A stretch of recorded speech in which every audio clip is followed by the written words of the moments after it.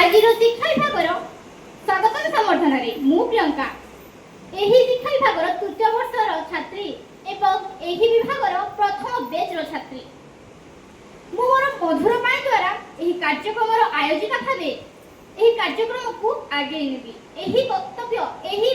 आयोजिका रे एही सभा रे मोर कोनोसी भूल हेले आपण मानकर बड़ दीदी आपण